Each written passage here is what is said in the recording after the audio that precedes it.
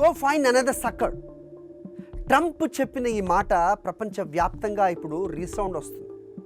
Bricks దేశాలపై 100% tariffs విధిస్తానని Trump చేసిన warnings ప్రపంచ వాణిజ్య రంగాన్ని కుదిపేస్తున్నాయి. ఈ ట్రంప్ వార్నింగ్ ఇచ్చిన దేశాల్లో ఇండియా కూడా ఉండటం సంచలనంగా మారింది. మనం గతంలో ఈ టారిఫ్ విషయం మాట్లాడాం.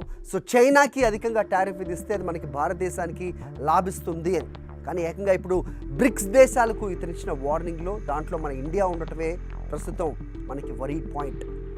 అమెరికా అధ్యక్షుడిగా ఎన్నికైన ట్రంప్ 2025 జనవరి 28న తన పదవీ కాలాన్ని స్టార్ట్ చేసేందుకు సిద్ధమవుతున్నారు.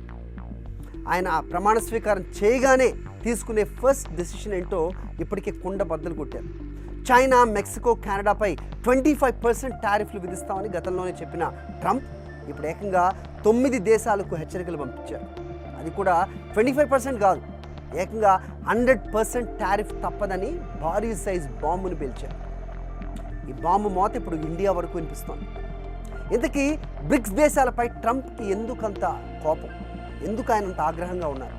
ఒకవేళ ట్రంప్ తన డెసిషన్ని అమల్లోకి తీసుకొస్తే ఇండియాకు వచ్చే నష్టం ఏంటి? నేను చెప్పేది చివరి వరకు వినండి, మీకు అస్సలు మ్యాటర్ అర్థమవుతుంది. బ్రిక్స్ అనేది Brazil, Russia, India, China, south Africa లాంటి దేశాల ఆర్థిక అలాగే రాజకీయ కూటమి. ఇరాన్, యుఏఈ, ఈజిప్ట్, ఇథియోపియా కూడా బ్రిక్స్ కూటమిలో చేరాయి. మరో 18 దేశాలు చేరేందుకు సిద్ధంగా ఉన్నాయి. ఇంటర్నేషనల్ మానిటరీ ఫండ్, IMF, అలాగే ప్రపంచ బ్యాంక్ లాంటి అంతర్జాతీయ సంస్థల్లో అభివృద్ధి చెందుతున్న దేశాల ప్రాతినిధ్యాన్ని పెంచేందుకు, తమ గళాన్ని వినిపించేందుకు ఈ కూటమి ఏర్పాటైంది. ముఖ్యంగా ఇంటర్నేషనల్ సిస్టంలో, అంతర్జాతీయ వ్యవస్థలో పశ్చిమ దేశాల ఆధిపత్యాన్ని, అంటే వెస్ట్రన్ కంట్రీస్ డామినేషన్ని తగ్గించడం వీటి ప్రధాన ఎజెండాగా కనిపిస్తుంది. నార్త్ అమెరికాతో పాటు వెస్ట్రన్ యూరోప్లోని సంపన్న దేశాలు, అంటే రిచ్ కంట్రీస్ రాజకీయం కావచ్చు, అలాగే ఆర్థిక శక్తిని సవాల్ చేసే కూటమి ఇది. ప్రపంచంలో డెవలప్ చెందుతున్న దేశాలను ఒక చోట చేర్చడం ఈ కూటమి లక్ష్యాల్లో ఒకటి. బ్రిక్స్ దేశాల మొత్తం జనాభా తీసుకుంటే 330 కోట్లకు పైగా ఉంటుంది. ఈ దేశాల జీడిపి సుమారు 2 లక్షల కోట్ల రూపాయలు, అంటే ప్రపంచ ఆర్థిక వ్యవస్థలో 26 to 28% ఈ దేశాలు. వీళ్ళంతా కలిసి ఏడాదికి ఒకసారి సమావేశం అవుతారు. తమ దేశాలను ఎలా అభివృద్ధి చేసుకోవాలో చర్చలు జరుపుతారు. ఈ చర్చల నుంచే ఒక బలమైన ప్రపోజల్ వచ్చింది, ఒక ప్రతిపాదన. అది ట్రంప్కు పట్టరాని కోపాన్ని తెప్పించింది. ఏంటది? ఇంటర్నేషనల్ ట్రేడ్ అలాగే ఆర్థిక వ్యవస్థల్లో అమెరికా డాలర్కు పోటీగా ఒక ఉమ్మడి కరెన్సీని ఏర్పాటు చేయాలని ఈ బ్రిక్స్ దేశాల ప్రధాన నాయకులు పిలుపునివ్వడం, ఆ మేరకు వేగంగా అడుగులేస్తుండటం ట్రంప్కు ఏం మాత్రం నచ్చట్లేదు.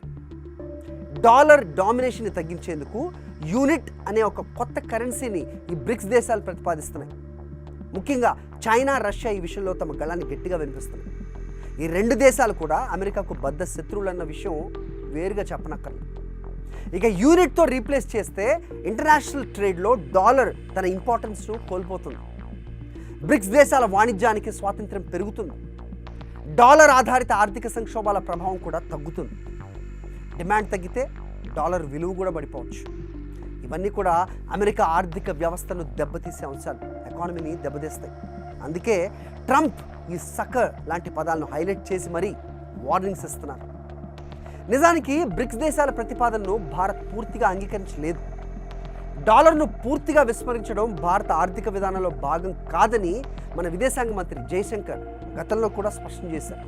అయితే డాలర్ అవసరం లేని చోట మాత్రం ఇతర మార్గాలను వెతకాలి, ఆ అవసరం ఉంది అని చెప్పారు. దీన్ని బట్టి చూస్తే బ్రిక్స్ దేశాల డాలర్ రీప్లేస్మెంట్ ప్రతిపాదనకు భారత్ అడ్డు రాదు.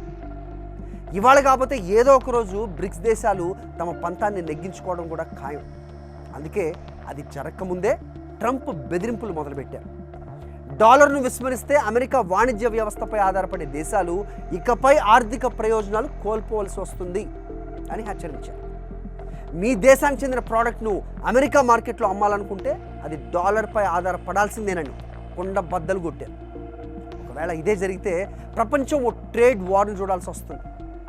ఇక అమెరికాకు ఇంపోర్ట్స్లో మెక్సికో, అలాగే చైనా, కెనడా టాప్ ప్లేసెస్లో ఉంటాయి.